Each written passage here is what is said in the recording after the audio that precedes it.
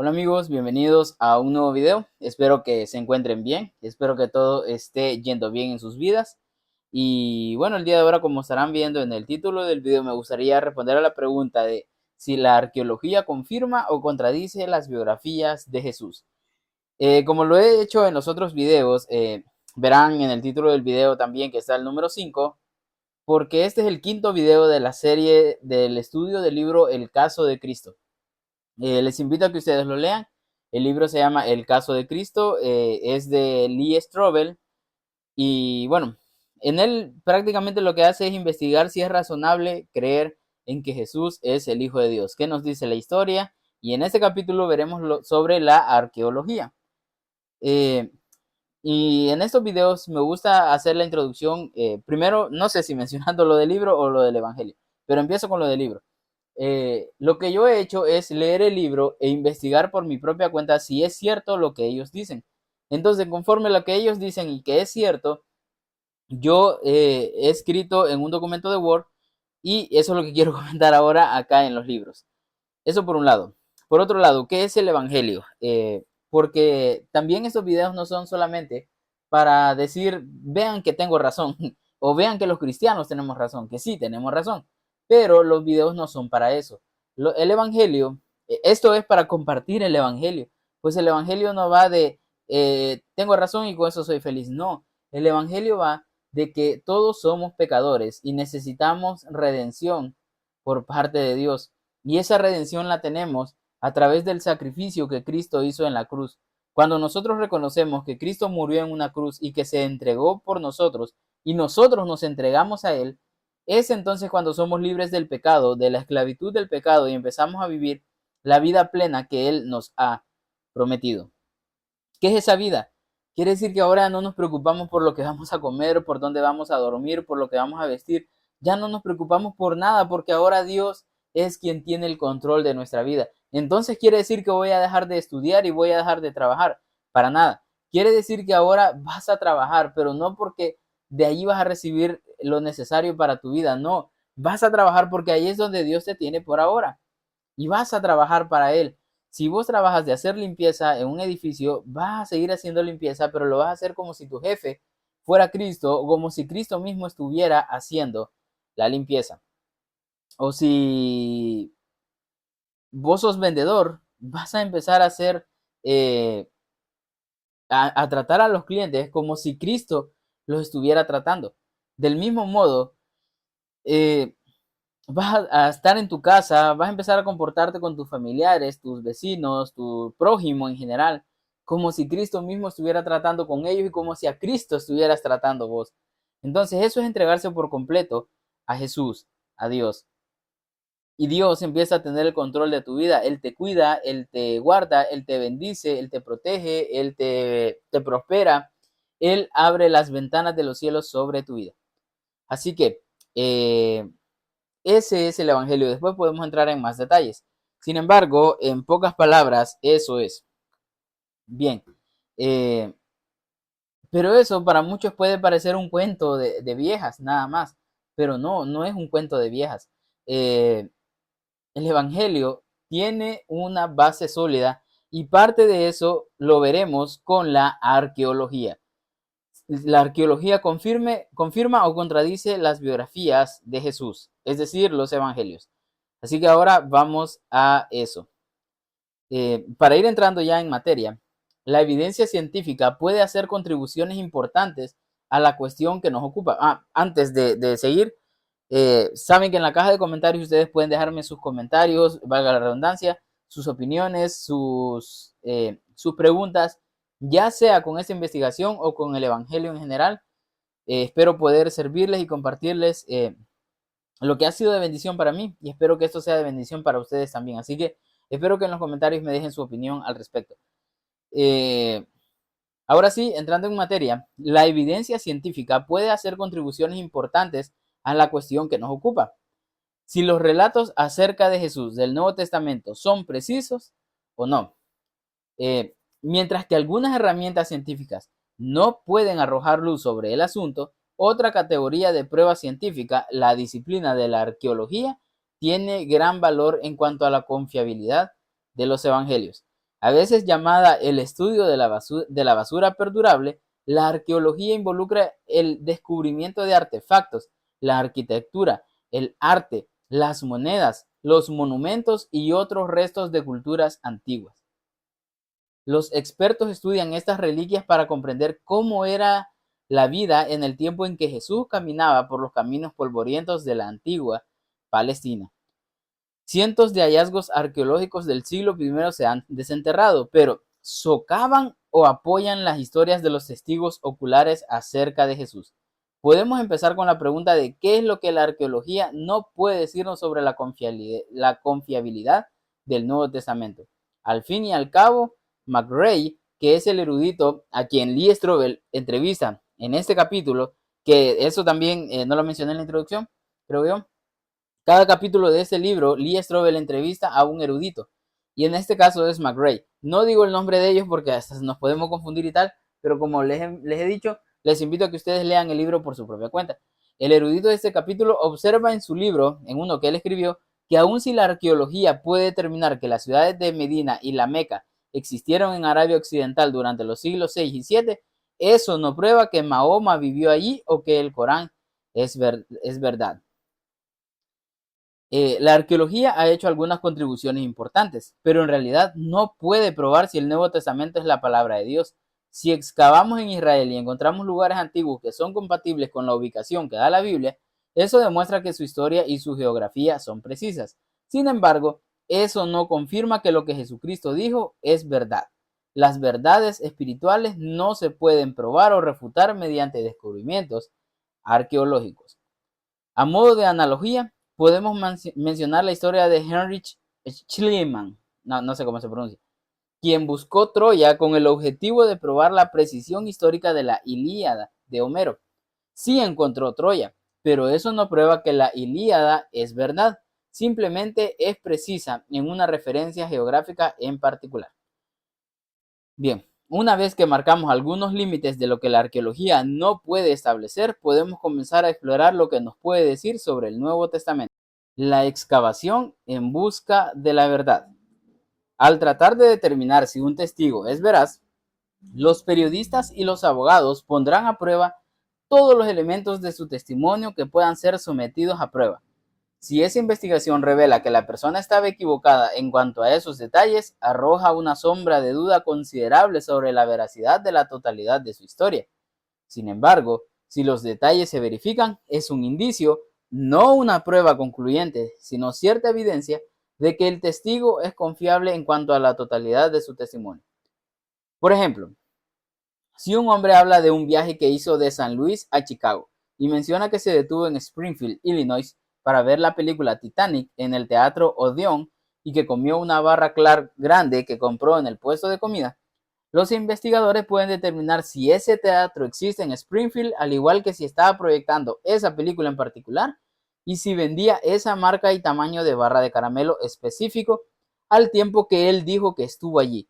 Si sus hallazgos contradicen lo que afirmó la persona, su credibilidad queda manchada. Si los detalles se verifican, no quiere decir que todo su relato es verdad, pero sí incrementa su reputación de ser preciso. En cierto sentido, esto es lo que logra la arqueología. La premisa es que, si se verifica que los detalles incidentales de un historiador antiguo son precisos vez tras vez, se incrementa nuestra confianza en otro material que el historiador escribió, pero que no se puede verificar tan fácilmente. La arqueología afirma o socava el Nuevo Testamento cuando investiga los detalles de esos relatos. Bueno, no hay duda de que se incrementa la credibilidad del Nuevo Testamento, al igual que la credibilidad de cualquier otro documento antiguo cuando uno excava y descubre que el autor fue preciso al hablar de un lugar o de un hecho en particular. Como ejemplo, McRae, ya dijimos que es el erudito de este capítulo, mencionó sus propias excavaciones en Cesarea, en la costa de Israel, donde él y otros excavaron el puerto de Herodes el Grande. Por mucho tiempo se cuestionó la validez de una afirmación de Josefo, el historiador del siglo I, de que este puerto era tan grande como el de Pireo, el principal puerto de Atenas. Se pensó que Josefo estaba equivocado porque cuando se ven las piedras que emergen a la superficie del agua en el puerto actual, no es muy grande. Sin embargo, Cuando comenzaron la excavación bajo el agua, descubrieron que el puerto se extendía bastante dentro del agua por debajo de la tierra, que se había derrumbado y que su dimensión total era verdaderamente comparable con el puerto de Pireo, o Pireo, no sé cómo se dice. Así que resultó que Josefo tenía razón, al fin y al cabo. Esto constituye otro poquito de evidencia de que Josefo sabía lo que estaba escribiendo. ¿Y qué de los escritores del Nuevo Testamento? ¿Sabían en verdad lo que estaban escribiendo? La exactitud de Lucas como historiador. Lucas, el médico e historiador, escribió tanto el Evangelio que lleva su nombre como el libro de los Hechos, los cuales constituyen un cuarto del Nuevo Testamento completo. En consecuencia, un aspecto crucial es si Lucas era un historiador en el que se podía confiar que recopilaría datos correctos. Cuando los arqueólogos verifican los detalles de lo que escribió, se encuentran con que era meticuloso o descuidado. El consenso de los eruditos liberales y conservadores es que Lucas es muy preciso como historiador. Es erudito, elocuente, su griego se aproxima a la calidad clásica, escribe como un hombre educado, y los descubrimientos arqueológicos demuestran que una y otra vez que Lucas es preciso en lo que tiene que decir. Es más, hubo varios casos similares a la historia del puerto en los que los eruditos en principio pensaron que Lucas estaba equivocado en una referencia particular y se encontraron con que los descubrimientos posteriores confirmaron que lo que escribió era correcto. Por ejemplo, en Lucas capítulo 3, versículo 1, hace referencia a Lisanias como tetrarca de Abilene alrededor del año 27 después de Cristo. Durante años, los eruditos marcaron eso como evidencia de que Lucas no sabía lo que estaba diciendo, dado que todo el mundo sabía que Lisanias no era un tetrarca, sino un gobernador de Calcis, medio siglo después. Sugirieron que, si Lucas se equivoca en un hecho básico, no se puede confiar en nada de lo que escribió. Y allí entró la arqueología en escena. Se encontró una inscripción del tiempo de Tiberio del 14 al 37 a.C., en la cual nombra a Lisanias como tetrarca en Avilá, cerca de Damasco, tal como Lucas había escrito. Resultó que hubo dos autoridades del gobierno llamado Lisanias. Una vez más se demostró que Lucas estaba exactamente en lo cierto. Otro ejemplo es la referencia de Lucas en Hechos capítulo 7 versículo 16 a poliarcas, que se traduce como autoridades de la ciudad en la NBI, en la ciudad de Tesalónica. Por mucho tiempo se pensó que Lucas estaba equivocado porque no se había encontrado evidencia del término poliarca en ningún documento romano antiguo. Sin embargo, una inscripción en un arco del siglo I que se encontró después comienza con en tiempo de los poliarcas. Entonces, aquí los arqueólogos descubren más de 35 inscripciones que mencionan a los poliarcas, varias de ellas en Tesalónica, del mismo período al que Lucas hacía referencia. Una vez más, los críticos resultaron equivocados y se demostró que Lucas estaba en lo cierto. Podríamos objetar que en su evangelio, Lucas dice que Jesús estaba entrando a Jericó cuando sanó al ciego Bartimeo, mientras que Marcos dice que estaba saliendo de Jericó. ¿Acaso no es una contradicción clara que arroja dudas sobre la credibilidad del Nuevo Testamento? Sin embargo, para nada es una contradicción. Solo aparenta ser una contradicción porque estamos pensando en términos contemporáneos, en que las ciudades se construyen y quedan fijas. Sin embargo, esa no era necesariamente la situación en tiempo atrás.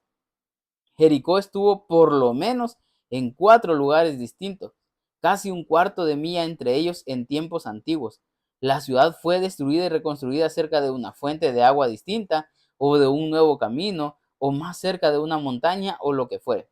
La verdad es que uno puede estar saliendo de uno de los lugares donde existía Jericó y entrando a otro.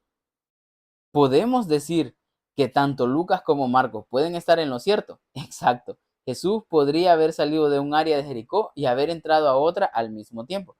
Una vez más, la arqueología ha respondido otro ataque a Lucas. Y dada la gran porción del Nuevo Testamento que él escribió, es sumamente significativo que Lucas ha sido establecido como un historiador escrupuloso y preciso, incluso en los mínimos detalles. Un arqueólogo prominente examinó con cuidado las referencias de Lucas a 32 países, 54 ciudades y 9 islas y no encontró ni un solo error. La base es esta. Si Lucas fue tan preciso y esmerado en su recuento histórico, sobre qué base lógica podemos suponer que fuere crédulo o impreciso en su recuento de asuntos que eran de mayor importancia, no solo para él, sino para otros también.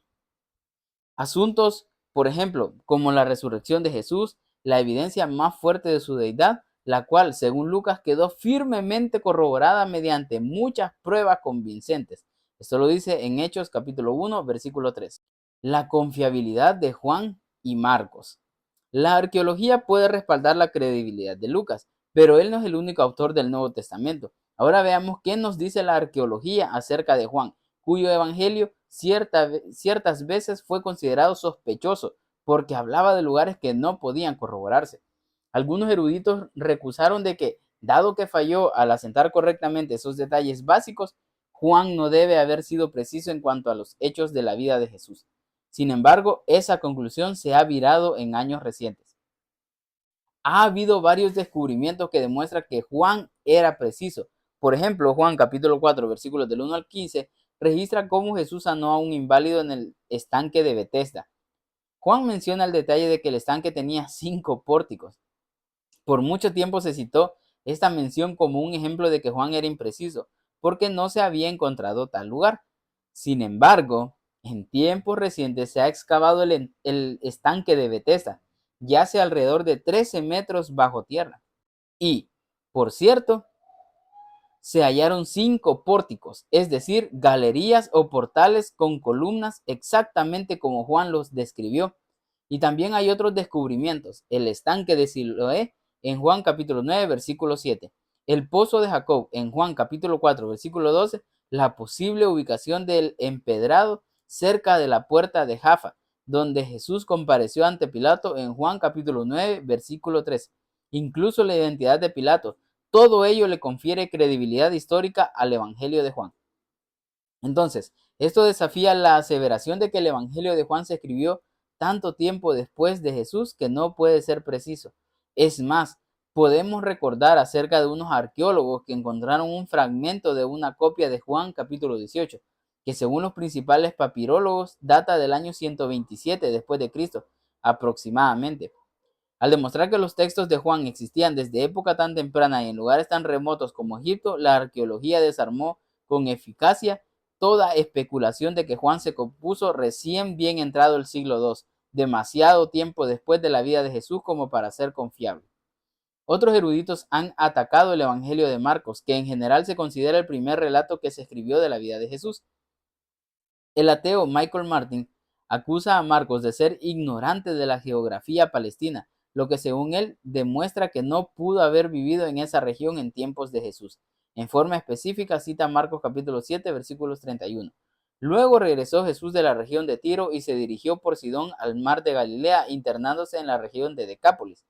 Se ha señalado, dijo Martin, que dadas estas instrucciones Jesús habría viajado alejándose del mar de Galilea. Este tipo de aseveraciones demuestra que estos críticos parecen creer que Jesús se sube a su auto y sale disparado por una carretera interestatal, pero es evidente que eso no fue lo que hizo. Al leer el texto en el idioma original, teniendo en cuenta el terreno montañoso y los caminos probables de la región, y considerando la forma indeterminada en que se nombraba a Decápolis para referirse a una confederación de 10 ciudades que variaba de tiempo en tiempo, podemos trazar en el mapa una ruta lógica que responda con precisión a la descripción de Marcos. Cuando se pone todo dentro del contexto apropiado, no hay problema con el relato de Marcos. De nuevo, el conocimiento arqueológico ha ayudado a explicar lo que parecía a primera vista un escollo en el Nuevo Testamento. Podemos preguntarnos también si alguna vez se ha encontrado un hallazgo arqueológico que contradijera en forma patente una referencia del Nuevo Testamento. La arqueología no ha revelado nada en forma inequívoca que contradiga a la Biblia. Al contrario, como hemos visto, ha habido muchas opiniones de eruditos escépticos que con el paso de los años se asentaron como hechos, pero que la arqueología demostró que eran incorrectas. Aún así, hay algunos asuntos que tenemos que resolver. Veamos 3 enigmas que al parecer la arqueología tendrá cierta dificultad para explicar. Enigma número 1. El censo. Los relatos del nacimiento de Jesús dicen que María y José tuvieron que regresar al pueblo de nacimiento de José, Belén, debido a un censo. Y esto parece absurdo. ¿Cómo puede el gobierno obligar a todos sus ciudadanos a regresar a su lugar de nacimiento? ¿Hay algún tipo de evidencia arqueológica de que este tipo de censo se llevó a cabo? En realidad, el descubrimiento de formularios de censos antiguos arrojó algo de luz sobre esta práctica. Cito textualmente un edicto oficial del gobierno fechado en el año 104 después de Cristo.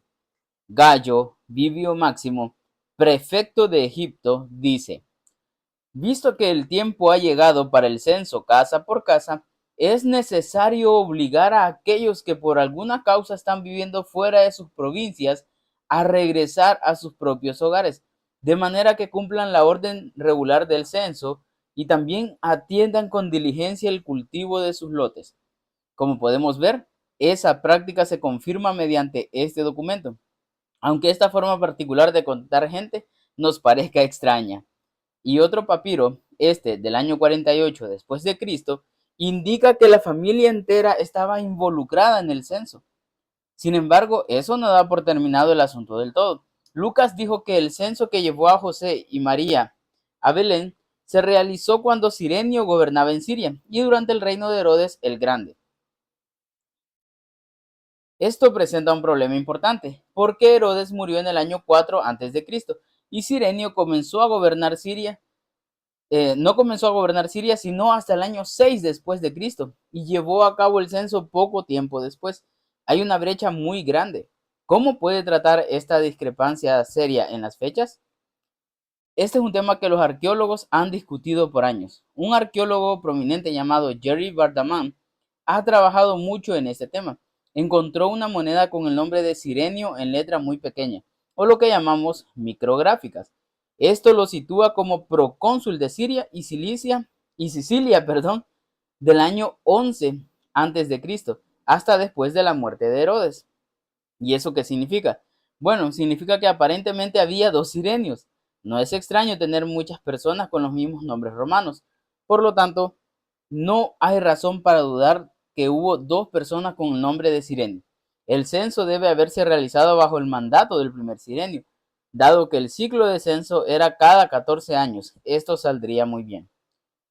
Sir William Ramsay, el fallecido arqueólogo y profesor de las universidades de Oxford y Cambridge en Inglaterra, había anunciado una teoría similar. De varias inscripciones llegó a la conclusión de que, si bien hubo un solo Cirenio, este gobernó Siria en dos ocasiones distintas, lo cual cubriría el periodo de tiempo del primer censo. Otros eruditos han observado que el texto de Lucas puede traducirse: este primer censo se efectuó antes de que Cirenio gobernara Siria, lo cual también resolvería el problema. La cuestión no queda tan puntualizada como nos hubiera gustado. Sin embargo, tenemos que admitir que tenemos explicaciones plausibles. Con confianza podemos llegar a la conclusión de que se efectuaban censos en el periodo del nacimiento de Jesús y de que hay evidencia de que se requería que la gente volviera a su lugar de origen. Enigma número 2. La existencia de Nazaret. Muchos cristianos no están al tanto de que los escépticos han afirmado por mucho tiempo que Nazaret nunca existió en el tiempo en que el Nuevo Testamento dice que Jesús pasó su niñez allí. En un artículo titulado "Donde Jesús nunca caminó", el ateo Frank Sindler observó que Nazaret no se menciona en el Antiguo Testamento, ni tampoco en los escritos del apóstol Pablo ni en el Talmud, aunque se citan otros 63 pueblos de Galilea, ni en los escritos de Josefo, quien nombra otros 45 pueblos y ciudades de Galilea, incluyendo Jaffa, que se encontraba a una milla al norte del Nazaret actual. Ningún historiador o geógrafo antiguo menciona Nazaret antes del siglo IV. El nombre aparece por primera vez en la literatura judía en un poema escrito alrededor del siglo VII después de Cristo. La ausencia de pruebas pinta un cuadro sospechoso. ¿Hay alguna confirmación arqueológica de que Nazaret existía durante el siglo I? La respuesta es sí. La evidencia arqueológica disponible hoy respalda de forma sólida que Nazaret existía como un pequeño asentamiento en tiempos de Jesús. Las excavaciones han revelado casas, cerámica, monedas y sistema de almacenamiento subterráneo datados entre los siglos II antes de Cristo y II después de Cristo, exactamente el periodo en que los evangelios sitúan la vida de Jesús. Evidencia arqueológica clave. Primero, Estructuras domésticas del siglo I. En 2009, la arqueóloga Yardena Alexandre descubrió una casa del periodo helenístico romano temprano, entre los siglos II a.C. y II después de Cristo, cerca de la actual Basílica de la Anunciación. La vivienda tenía habitaciones pequeñas y un patio interior, típico de aldeas judías rurales de Galilea. Segundo punto, segunda evidencia, monedas del período romano temprano. En el mismo sitio se halló una moneda acuñada en Aco Ptolemaida en el año 50 al 51 después de Cristo, lo que confirma actividad en Nazaret durante la primera mitad del siglo I. Otras excavaciones han recuperado monedas helenísticas, asmonias y romanas tempranas, todas anteriores a la revuelta judía del 66 después de Cristo. Agricultura y asentamiento rural. Esta es la tercera prueba. Se excavó una granja asociada al poblado, fechada también en el período de Jesús. La presencia de tumbas tipo Koch en las laderas coincide con el patrón típico de aldeas judías del siglo I. Cuarta evidencia, sistemas subterráneos y refugios. Investigaciones recientes revelan una red de túneles y escondites construidos por rebeldes antirromanos en el siglo I, lo que indica una comunidad organizada y activa. Nuevos estudios sugieren que Nazaret pudo tener hasta 1000 habitantes, más de lo que se pensaba antes. ¿Por qué hubo dudas sobre su existencia? Algunos autores escépticos, como René Sand, argumentaron que Nazaret no existía en el siglo I, basándose en interpretaciones selectivas de informes arqueológicos. Sin embargo, todos los arqueólogos profesionales que han excavado el sitio coinciden en que sí existía un asentamiento en el siglo I y los hallazgos son coherentes con un pequeño poblado judío rural. Conclusión: la evidencia arqueológica acumulada, casas, monedas, cerámica, tumbas, sistemas subterráneos y restos agrícolas, confirma que Nazaret existía en tiempos de Jesús y que era una aldea judía pequeña pero establecida. Las afirmaciones de que Nazaret fue inventada no se sostienen frente a los datos excavados. Enigma número 3. Matanza en Belén. El Evangelio de Mateo pinta una escena aterradora. Herodes el Grande, rey de Judea, al sentirse amenazado por el nacimiento de un niño que temía le quitara su trono, envía tropas a asesinar a todos los niños menores de 2 años de Belén. Sin embargo, advertido por un ángel, José escapa a Egipto con María y Jesús. Solo regresan después de la muerte de Herodes y se instalan en Nazaret. Se cumplen así en la historia completa 3 profecías antiguas sobre el Mesías. Para esta profecía, véase Mateo capítulo 2, versículos del 13 al 23. El problema: no hay confirmación independiente de que esta matanza masiva ocurriera. No hay nada en los escritos de Josefo ni de otros historiadores. No hay apoyo arqueológico, no hay registros ni documentos. Con seguridad, un acontecimiento de tal magnitud tendría que haber llamado la atención de alguien más, aparte de Mateo. Con la ausencia total de corroboración histórica o arqueológica, ¿no es lógico concluir que esta masacre nunca ocurrió? Bueno, podemos pensar eso porque hoy en día un suceso como ese probablemente saldría en la CNN y en el resto de los medios de comunicación. En verdad, en 1997 y 1998 hubo una serie de noticias sobre extremistas musulmanes que en repetidas oportunidades realizaban redadas tipo comando y destruían prácticamente pueblos completos, incluyendo mujeres y niños en Argelia. El mundo entero estaba al tanto. Sin embargo, tenemos que situarnos nuevamente en el siglo I y tener ciertas cosas en mente. En primer lugar, Belén es probable que no fuera mucho más grande que Nazaret. Por lo tanto, ¿cuántos niños de esa edad pudo haber en ese pueblo de 500 o 600 habitantes? Ni miles ni cientos, aunque unos pocos seguramente. Actualmente no se sitúan más allá de 2 docenas de niños de esa edad en esta parte de Belén. En segundo lugar, Herodes el Grande era un rey sediento de sangre, mató a miembros de su propia familia, ejecutó a muchas personas que según él podrían desafiarlo. Entonces, el hecho de que matara a algunos niños en Belén no va a cautivar la atención del pueblo en el mundo romano. Y en tercer lugar, no había ni televisión, ni radio, ni diarios. Hubiera tardado mucho tiempo en correr la voz especialmente de un pueblecito de montaña en el medio de la nada, y los historiadores tenían acontecimientos mayores sobre los cuales escribir. Entonces no era una gran noticia. No creo que lo fuera, al menos no en esos tiempos. Un loco que mata a todo aquel que parece ser una amenaza para él, eso era pan de todos los días para Herodes. Luego, por supuesto, con el desarrollo del cristianismo, este incidente cobró importancia, pero me sorprendería que hubiera sido una noticia en ese entonces. El misterio de los rollos del Mar Muerto. Hay que reconocer que esto es una atracción para la arqueología. Tumbas antiguas, inscripciones enigmáticas talladas en piedra o trazadas en papiro, pedazos rotos de alfarería, monedas gastadas, son indicios tentadores para un investigador inveterado. Sin embargo, pocos vestigios del pasado han creado tanta intriga como los rollos del Mar Muerto.